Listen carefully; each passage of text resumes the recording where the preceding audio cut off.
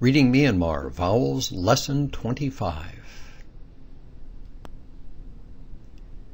We're going to introduce the use of open vowels now, how to read them, what they look like.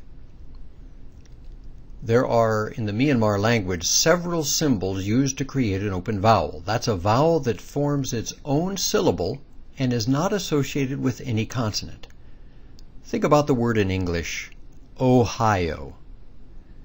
You've got two syllables there, the first and the last, that are just a vowel letter. And the sound that they make is an open vowel. In this case, the sound is O. Well, in the Myanmar language, there are two different methods to create that open vowel sound. The first uses this consonant. You may remember this consonant from your vocabulary lessons. On its own, recall that it has an open sound. Now, recall the name of the letter is A, but when reading, when seeing it in text, it's always going to have the sound. And it's always going to be a standalone consonant with that open vowel sound. A good example of that we've already considered is the word for congregation that comes from the Christian congregation section of our language app. Here's the vowel. Listen to it. Remind yourself of what that particular consonant sounds like, a consonant with a vowel sound.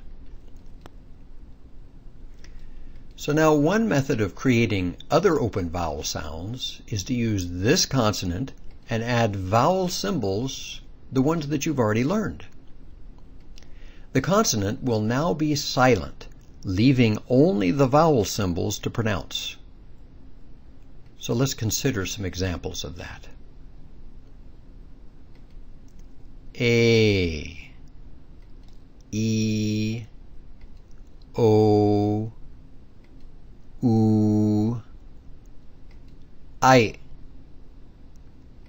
Ow, O.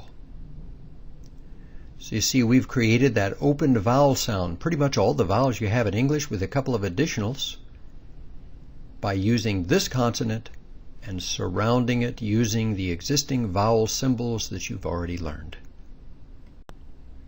So here are a couple examples from the language app. The first one is the word for footnote. You can find it in the sections of literature section of the language app.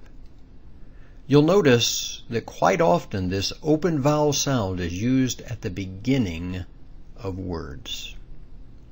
The next example is the phrase to grow old. You'll find it in the aging and death section. And here's how that vowel sound is accomplished using this consonant, which is silent.